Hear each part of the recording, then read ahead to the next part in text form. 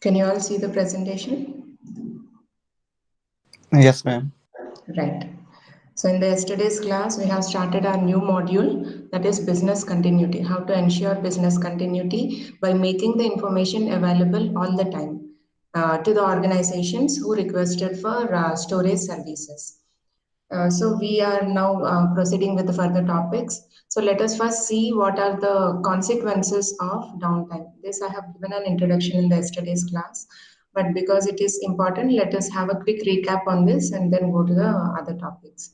So what are the consequences of downtime? If at all a data center is down for a moment or for a considerable amount of time, then what are the consequences of that outage or downtime? The information unavailability or downtime results in loss of productivity, loss of revenue, poor financial performance, and damage to reputation. So we have seen what are the consequences of each of these kinds of results of downtime. So loss of productivity includes reduced output per unit labor, equipment and capital, means the rate of return on investment also reduces.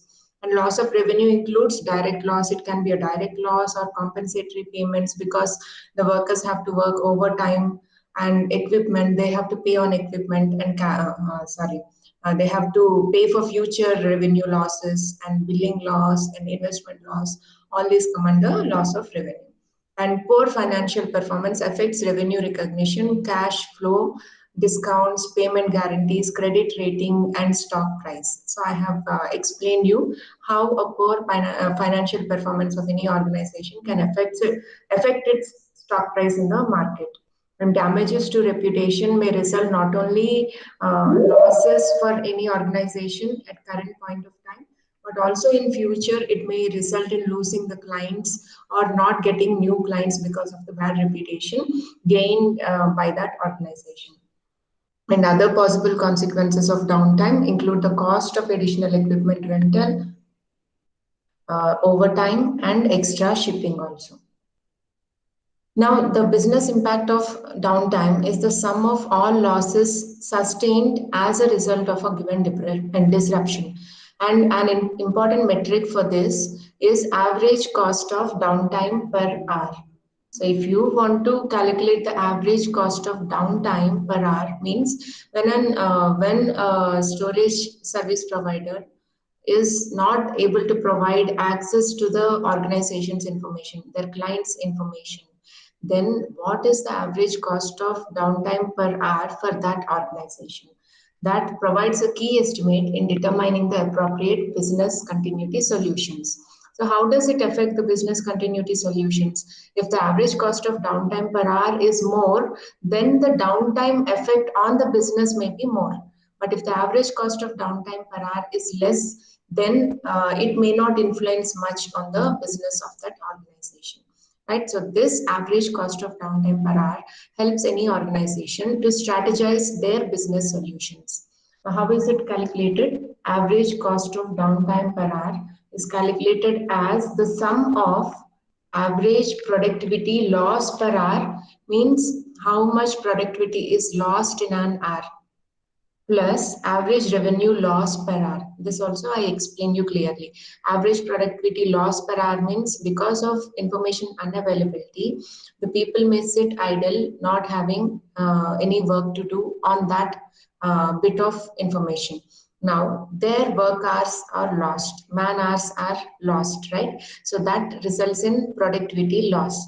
That is the average productivity loss per hour plus because of not working at that particular duration or in that particular duration of time, they will lose the revenue also. So it is average revenue loss per hour, where this productivity loss per hour is calculated as total salaries and benefits of all employees per hour divided by average number of working hours per week. And average revenue loss per hour is total revenue of an organization per week divided by the average number of hours per week that an organization is open for business. Okay, and this is how these two entities are calculated in order to calculate the average cost of downtime per hour. Now, the average downtime cost per hour may also include estimates of projected revenue loss due to other consequences such as damaged reputation and the additional cost of repairing the system. So if at all the damage in the reputation influences the business a lot, then that also can be added in calculating the average cost of downtime per hour for any organization. You have to remember this is calculated over a week, not a month or a day. It is calculated over a week. Now, how to measure the information availability? Information availability relies on the availability of both physical and virtual components of a data center.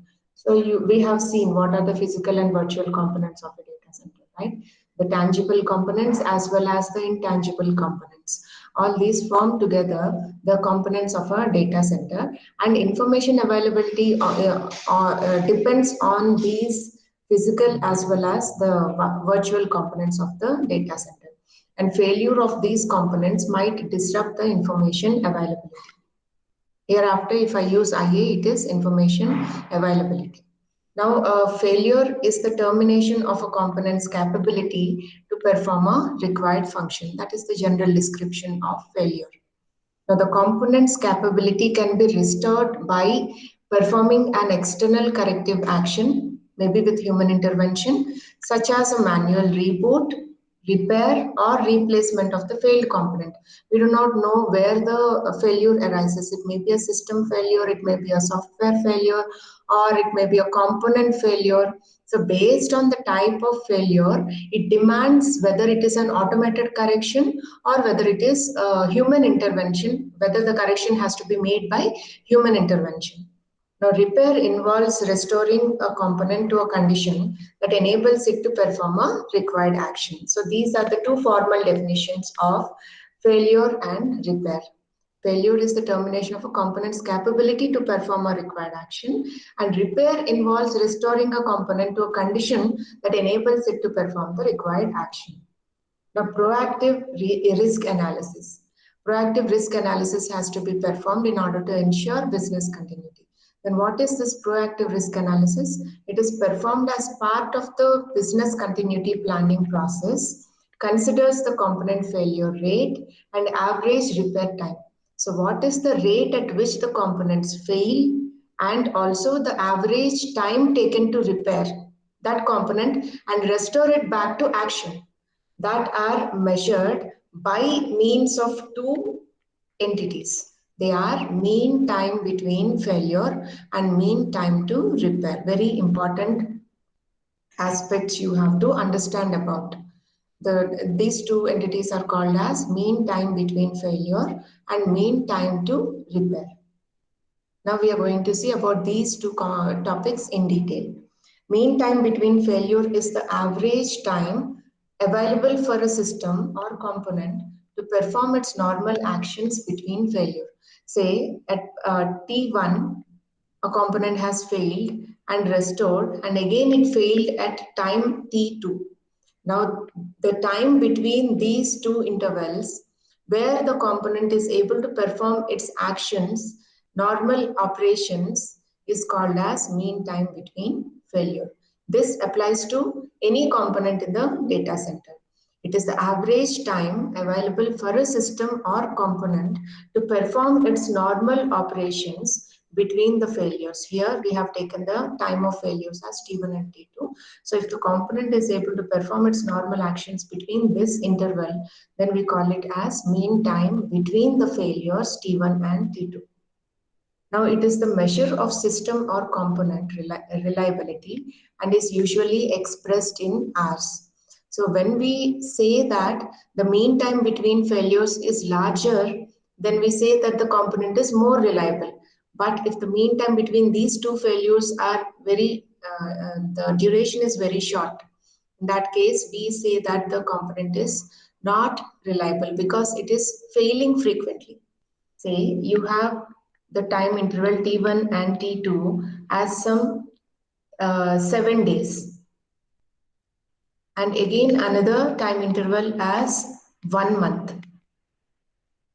Now in this case, we say that this component is not very much reliable because the mean time between failures is very short. But in this case, the mean time between failures of the component is large enough. So we can say that in this case, the component is reliable. Now, mean time to repair. There is another aspect called as mean time to repair, which actually determines the way in which the business continuity plan have to be framed. Right? So what is this mean time to repair? It is the average time required to repair a failed component. Very simple, right? So whenever a component fails, then the average time that is required to repair that component and bring it back to action is called as mean time to repair. Not bring it back to action. Bring it back to action again is restoration process. Mean time to repair and ready to bring it back to action, that can be treated as mean time to repair. Now, while calculating mean time to repair, it is assumed that the fault responsible for the failure is correctly identified, correctly diagnosed, and the required spares and personnel are available. Okay, so when you're calculating this component, when you're calculating this mean time to repair, we have to make some assumption that the fault responsible for this failure is correctly diagnosed, and at the same time required spares and the personnel that are required to repair that component are available at hand. And a fault is a physical defect. Another formal definition you have to remember. You may get a question like this: what is define, repair, fault, and failure? There is very subtle difference, a minimal difference between these three: repair, failure, fault. So you should not be confused. See the definitions, understand them carefully. A fault is a physical defect at the component level which may result in information unavailability. So if a fault arises with any physical component, then immediately it makes the information unavailable, right? So it is a physical defect that is associated with the component. Now, mean time to repair includes the total time required to do the following activities. How is it calculated? It includes these following steps. If we take all these steps into consideration, only then we'll be able to calculate mean time to repair appropriately. So it consists of the following activities. Detect the fault. First, the fault has to be detected, which made the information unavailable to the client, and mobilize the maintenance team. Immediately alert the maintenance team about the fault that has occurred, and the maintenance team will come to diagnose the fault. So what is the source of that fault?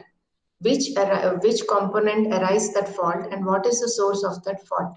So that they have to diagnose the fault and obtain the spare parts in order to repair that component which raised that fault, and repair the component, test it whether it is working fine after repair, and finally restore the data onto that component so it is available for the business transactions.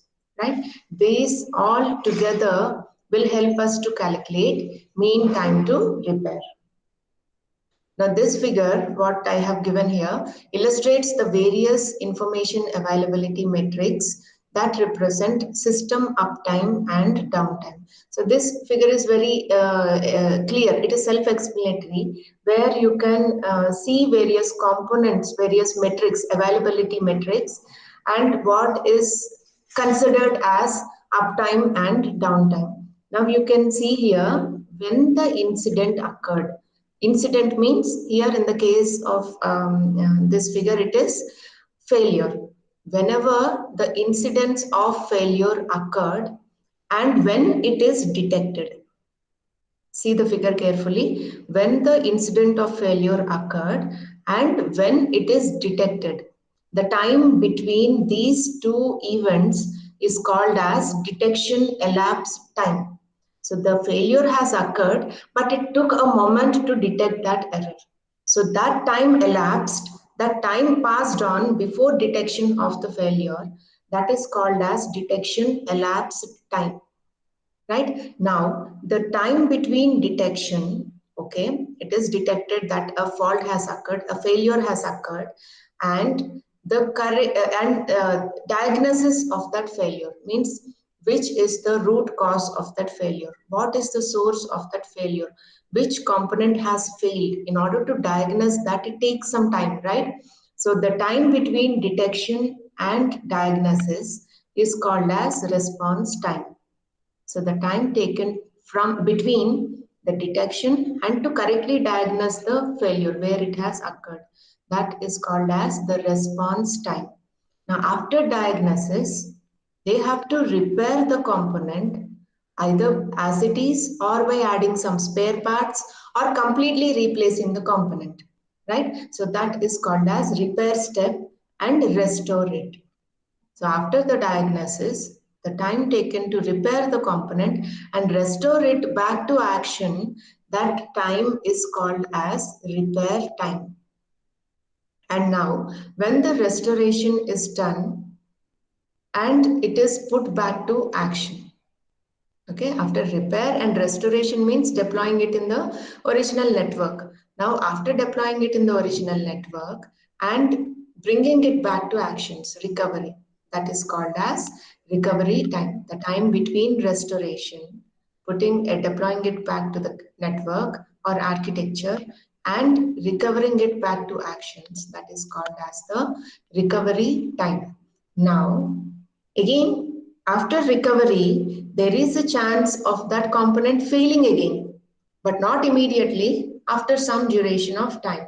So from the recovery stage to the failure stage again, to the incidence of failure again, that time is called as time between failure or uptime. So when the component is recovered and next time till it fails, that duration is called as uptime because that component is up and running and serves all its purposes, right? So that time between recovery and incidents is called as time between failures or uptime. So this is a cycle, it goes on. So whenever a component fails, it will be repaired and restored, and after some time it may fail again, it may be repaired and restored, and again it goes on like this. This is like a cycle. So the time between two failures is called as mean time between failures, right? So here you can see again the time between the incidents and the recovery, that is taken as time to repair or downtime, right? So this is the mean, this is used to calculate the mean time between mean time to repair, and this is used to calculate the mean time between failure. Did you understand clearly? The time between the failure occurrence and the recovery stage is called as time to repair or downtime. At that time, it will not be available to serve any information. That is called as time to repair or downtime. And in a data center, we can take the components mean time to repair. In the same way, the time between recovered stage to failed stage again, that is called as time between failure or uptime, where it is available to serve the information. And when we take all the components in an array or a cluster, in a storage array or a cluster, if we take all the components average time between failure, then we'll be able to calculate mean time between failures. MTBF, mean time between failures. Now let us see what is the availability percentage. Availability percentage of any component to serve the information to the client. How is it calculated? Information availability is the time period during which a system is in a condition to perform its intended function upon demand. So when the client requests, it should be available to serve the information. So information availability is considered as the time period during which a system is in a condition to perform its intended function upon demand. Now it can be expressed in terms of system uptime or downtime and measured as the amount or percentage of system uptime. So how is it calculated? Information availability is measured as system uptime divided by system uptime plus system downtime. Okay, so it is a proportionate measure. Here we calculate the information availability as the system uptime, how long the system is up and running, divided by the system uptime plus the system downtime will give you the information availability ratio. We call it as ratio here, where system uptime is the period of time during which the system is in an accessible state. This is a common sense understanding of system uptime. And when it is not accessible, it is termed as system downtime, right? So when it is accessible and available to share the information, and it is system uptime. And when a system is not accessible and not available to provide access to the information, then we call it as system downtime. Now, in terms of mean time between failures and mean time to repair, IA could be, information availability could be expressed as, here again it is a proportionate value. Information availability is calculated as mean time between failure, which is representing the system uptime. You are able to understand? Mean time between failures means the system is up and running. It is available to serve information. So mean time between failure is system uptime divided by mean time between failures, that is system uptime, and mean time to repair, that is system downtime. Got it? Now uptime per year is based on the exact timeliness requirements of the service. So this calculation leads to the number of nines representation for availability metrics. I'll show you that in the table. You will understand it more clearly. Now, the uptime per year is actually based on the exact timeliness requirements of the service. Timeliness means the time frame between which the information should be available, and any failures outside this time window or time frame will not influence the business continuity, right? That is called as timeliness of the information availability. Now, this table lists the approximate amount of downtime allowed for a service to achieve certain levels of nines availability. So, if we take, for example, a service that is said to be 5 nines available, when we say a service is 5 nines available, then it is available for 99.999% of the scheduled time in a year. That is 24 by 365, all the days, 24 hours per day. If we take, if we say that a service is available 5 nines times, means it is 99.999. Now, if we say that a service is available to 2 nines times, then we can say that it is 99% available. That is how we understand this nines representation. Now, in this case, you can see if the uptime promised by a service is 98%, the downtime will be 2%. Now, when we calculate the downtime per year, means over 24 hours and 365 days, then the downtime calculated per year, keeping it as 2%, is 7.3 days out of 365 days. And downtime per week, if we take, it is 3 hours, 22 minutes. It is straightforward calculation. It is easy to understand, right? If we take the uptime as 98, then the downtime would be 2%. And 2% calculated over 365 days means 2% of 365 days, you will get around 7.3 days. And when we calculate that per week, this is per year calculation. 7.3 days per year, the downtime is allowed. When the service provider promises 98% uptime, then the downtime that is allowed for that service provider is 7.3 days per year. Now, in a week, the downtime allowed is 3 hours, 22 minutes. So in that time, they can do manual maintenance, or they can do some restoration tasks, or data migration, or technology migration, whatever are the maintenance steps that can be done or planned during the stage by the service provider in order to maintain their data center. Got it? Now, if you take 99% uptime, then they would risk 1% downtime. In that case, 3.65 days downtime per year is allowed, and 1 hour 41 minutes per week downtime is allowed. during which they can perform maintenance. Means the information of any organization will be unavailable for this duration per week and for this duration per year. And that reason may be anything. It may be planned outage or unplanned outage, but they promise up to 99% in uptime. Means that time the information will be, up to that time the information will be available for the organization. Now, as they go on increasing the uptime, means as they go on promising more and more reliable information availability, in such cases, you can see how the downtime is reducing correspondingly. Here, when you take 99.8, the downtime reduced to 0.2, and this also correspondingly reduced. And by the time it came to more and more availability of information, means more and more uptime availability, in such case, you can see the downtime per year.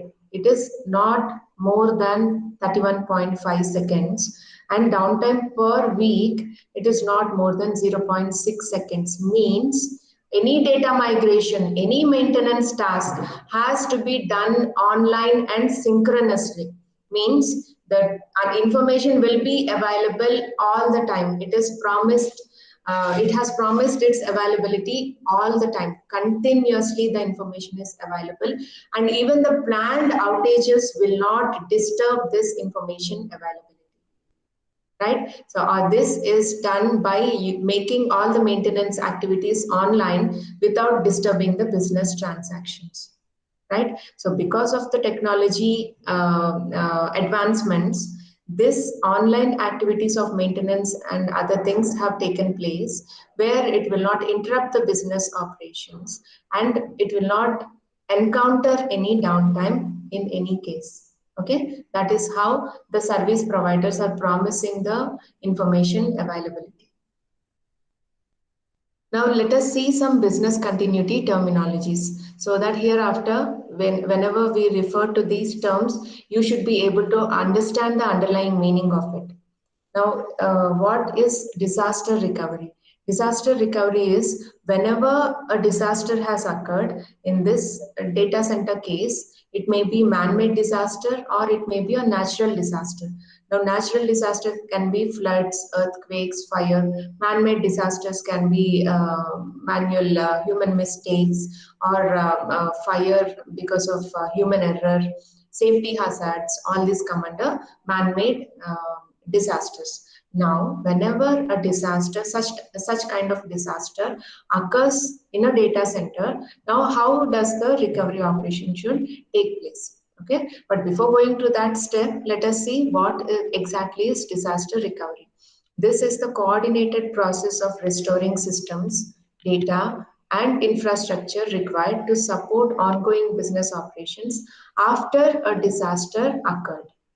And it is the process of restoring a previous copy of the data and applying the logs. So during this disaster recovery, what are the steps that have to be performed? They have to restore a previous copy of the data so that the data is kept intact and consistent. Integrity of the data is not lost. And applying the logs. We have to apply the logs. Any unsaved or uncommitted writes have to be saved, which are temporarily available in the logs. So that logs have to be applied, or other necessary processes to that copy to bring it to a known point of consistency. The known point of consistency means till that point the data is saved. Now after that point a failure occurred. To bring it back to that point of consistency, what are the steps that have to be performed that fall under this disaster recovery process? And after all recovery efforts are completed, the data is validated for its genuinity, for its integrity, and to ensure that it is, that is the step performed to ensure that it is correct.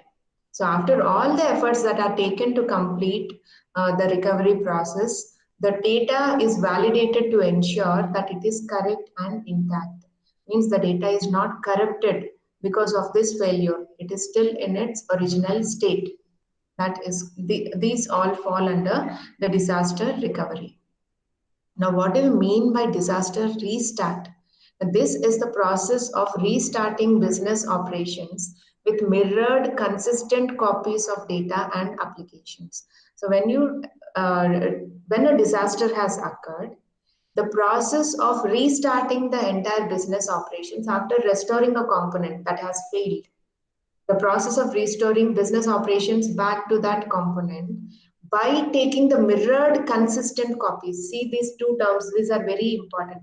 Mirrored copy will be same as the original copy, and consistent copy ensures that the mirrored copy is having the same data as the original copy. Mirrored consistent copies of data and applications are brought onto the component by restoring it and restarting the business operation. This is called as disaster restart.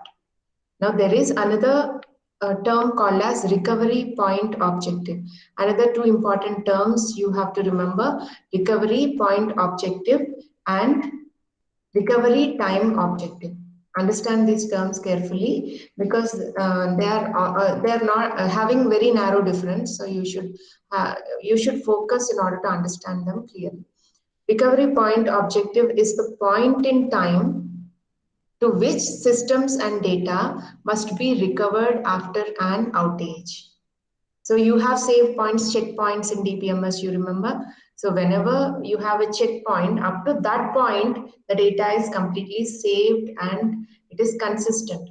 Now, after this point, we can't promise whether the data is consistent or not. If at all a failure occurs here, the data between this checkpoint and this failure occurred, this data may not be consistent. So what is the recovery point objective in this case?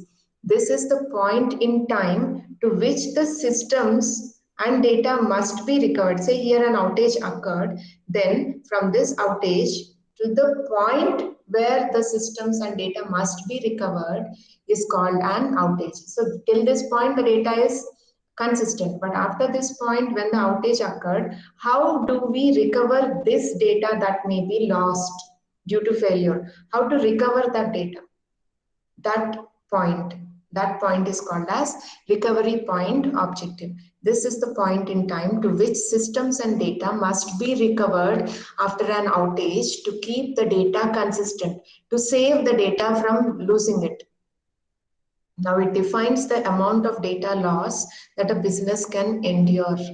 It also defines the amount of data a business can afford to lose in the case of disaster.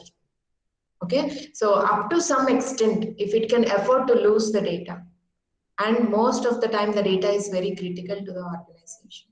Okay, that comes under this recovery point objective.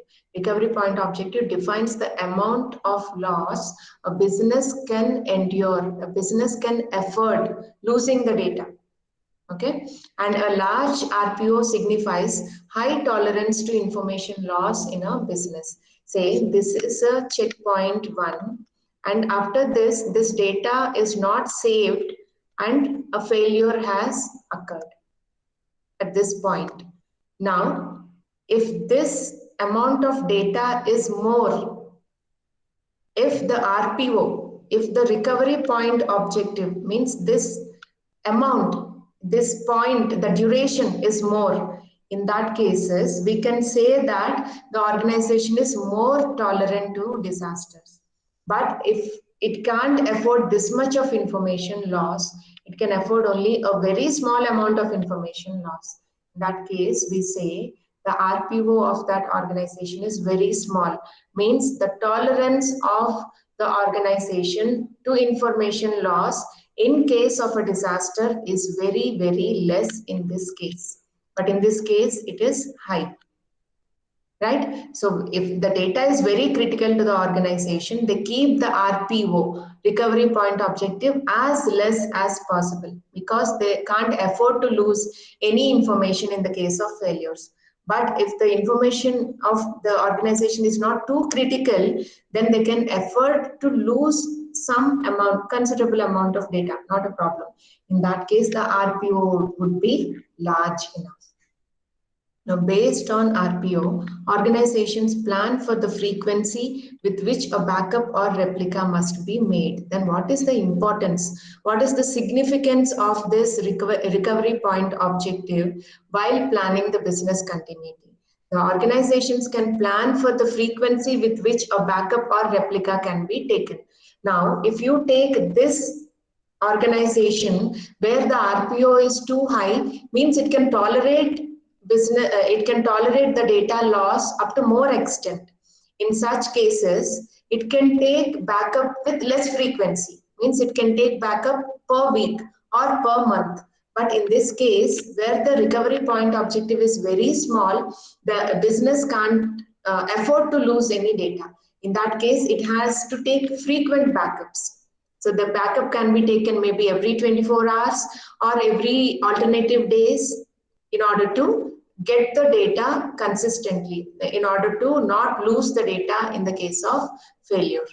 Okay, that is the importance of recovery point objective in deciding the frequency of backups that have to be taken. For example, if the RPO is 6 hours, if the recovery point objective is decided as 6 hours, the backups and replicas must be made at least once in 6 hours. So you understood the correspondence here? If the recovery point objective is 6 hours, means an organization can afford to lose data only up to 6 hours, not beyond that. Now, in that case, the backups or replicas must be made every 6 hours.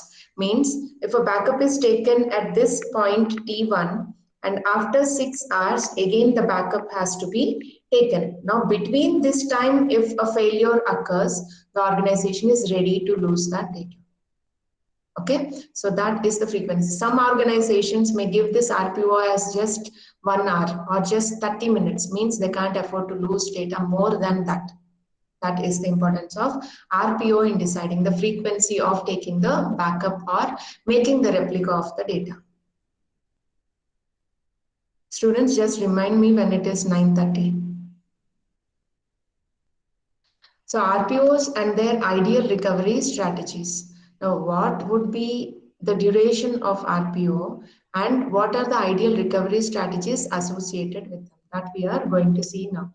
If the recovery point objective is of 24 hours, then backups are created at an off-site tape library every midnight. Means it is not taken at the same data center, but it is taken at an off-site, a different data center, geographically apart, by taking the backup on a tape library, a magnetic tape, every midnight after the business transactions has completed.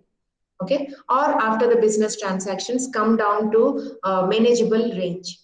So that is called as RPO of 24 hours, and the corresponding recovery strategy is to restore data from the set of last backup tapes.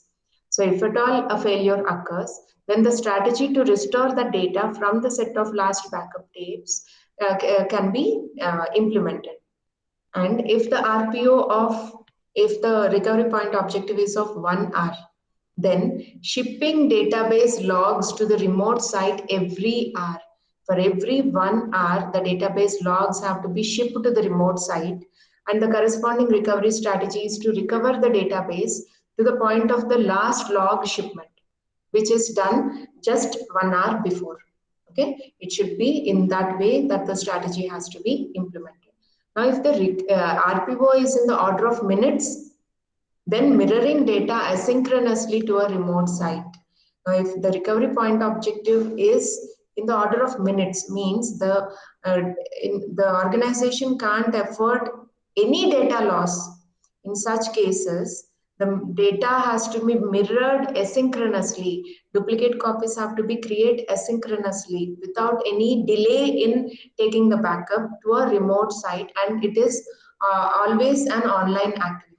Means it can't do any it can't take help of any manual intervention in order to send it to an offsite and take the backup and send it to an offsite. It is not possible because the recovery has to be done within minutes. In such cases, mirroring the data happens asynchronously to a remote site by performing it online. And if the recovery point objective is near zero, means not even minutes are allowed. Here, no loss of data can be afforded by the organization. Say, banking transactions or mission critical applications run by the organization. They can't lose to afford any data. In such cases, they have near zero recovery point objective. Means there should not be any delay in taking the backup. In that case, mirroring data synchronously to a remote site.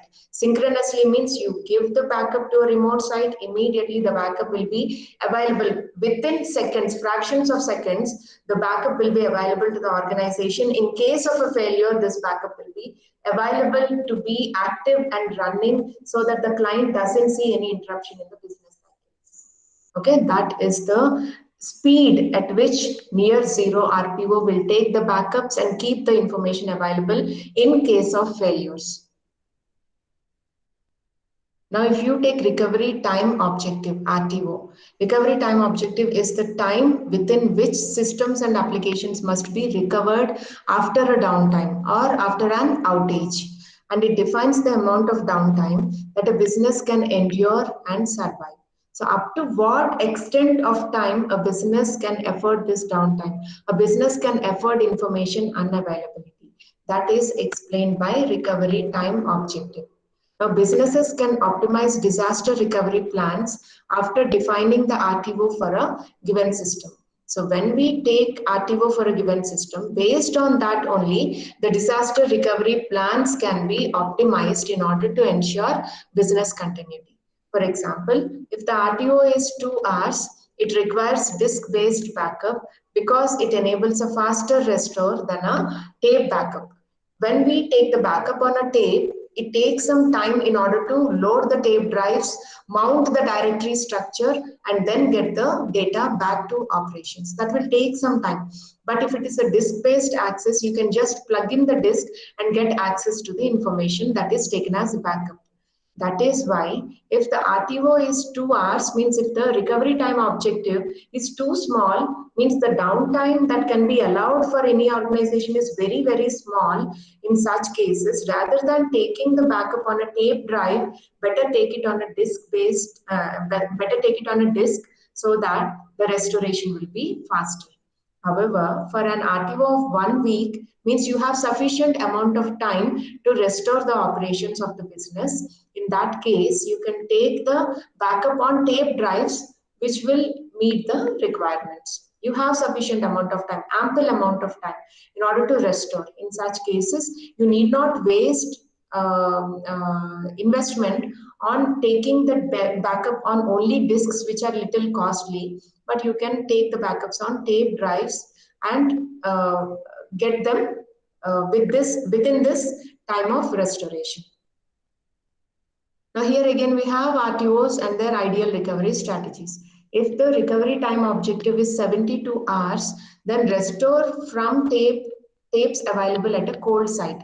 Cold site means the site will be passive but will be ready to take up the actions whenever failure occurs. Now, restoration from the tapes available at a cold site can be done if the RTO is sufficiently large, 72 hours. But if the RTO is 12 hours, then restore from tapes available at a hot site. Hot site is up and active. Cold site is passive but ready to be active, whereas hot site is up, active and running.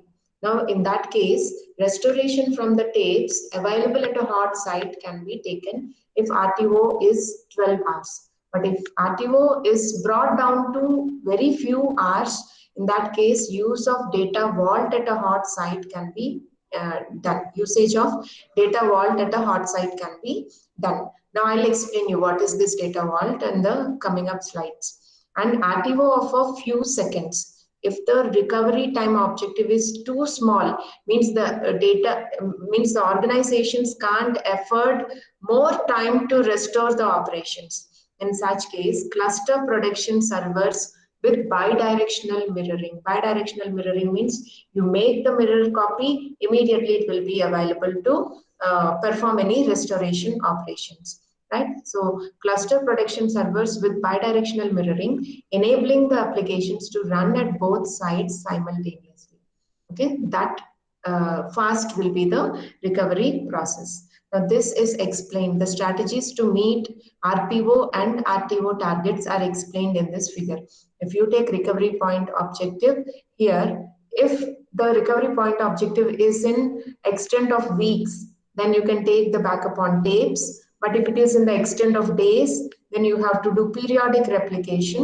And if it is in the extent of hours to minutes, then you can go for asynchronous replication. You make the backup, but it may be available on demand. But when the RPO is brought down to seconds, the recovery point objective is brought down to seconds, then synchronous replication is made. Means when a backup is taken, immediately it is available for access in the case of a failure. That is called as synchronous replication. Now, if you take recovery time objective, tape restorations are used for weak extent of recovery time. And if the recovery time objective is at the extent of days, you have to store it on disks so that it can be immediately restored.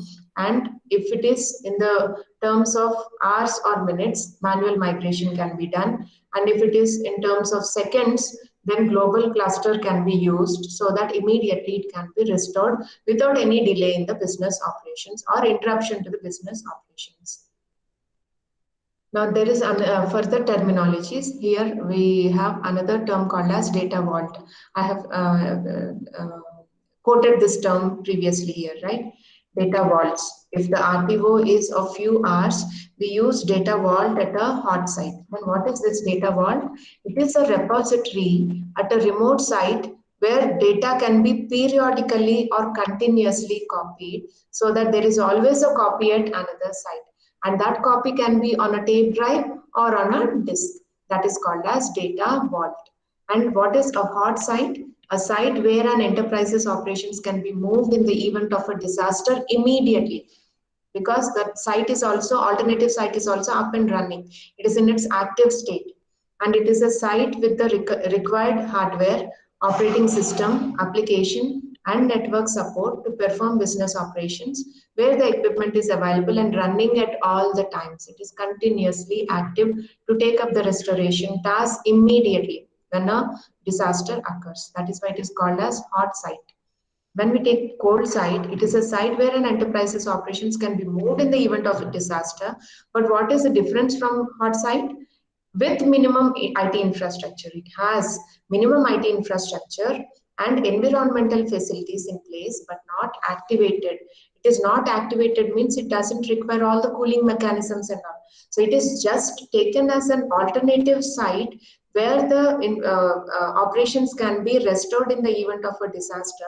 But it takes some time to perform the restoration task with a cold site. But if the restoration task has to be performed with a hot site, it can be done within minutes. That is the importance. But cold site doesn't demand much of the infrastructure and cooling mechanisms, whereas hot site has to be up and running, same like the original data center. Now, what is server clustering? A group of servers and other necessary resources coupled to operate as a single system. And clusters can ensure high availability and load balancing. Say one server, multiple servers taken to have the data can perform load balancing. And the copies of data is highly available on multiple servers. That is how server cluster will ensure high availability and load balancing. And they are treated as group of servers with all necessary resources coupled to operate as a single system. It can be treated as a single system while delivering the services. What's the time?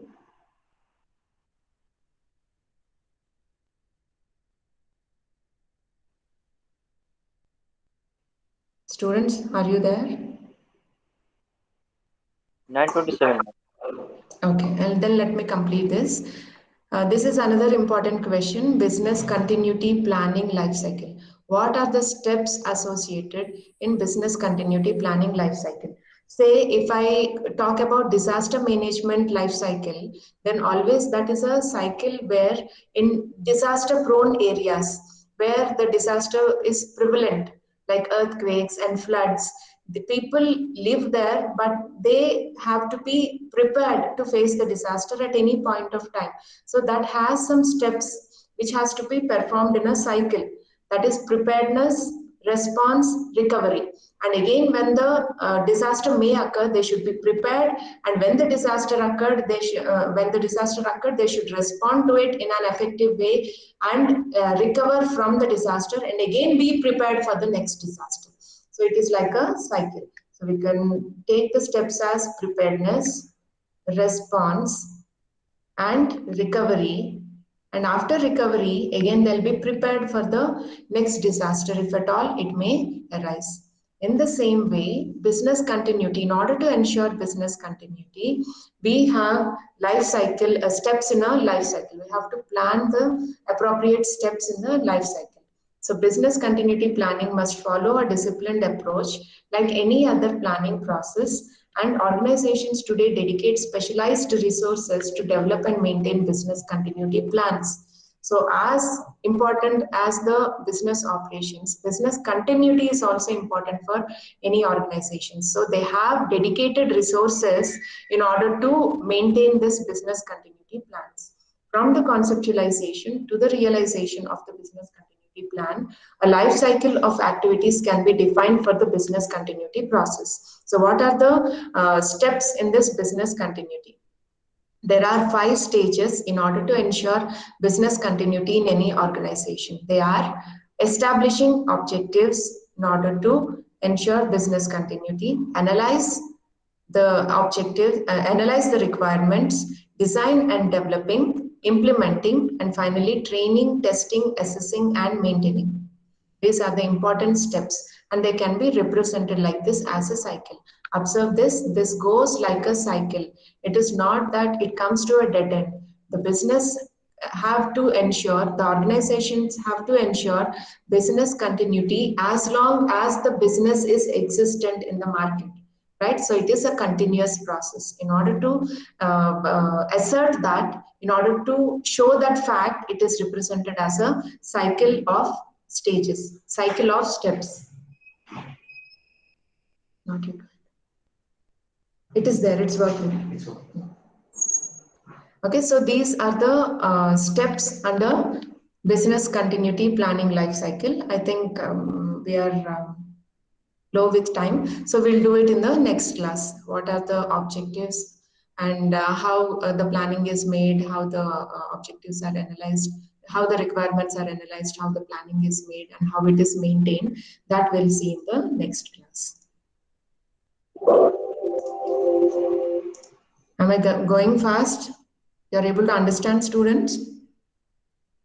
Yes, ma'am. Right. These are all like general topics only. With minimal understanding, you will be able to represent it very clearly in the exam. So only thing is, you should be regular to the class so that you won't miss the continuity. That's all. Okay, then we'll meet in the next class.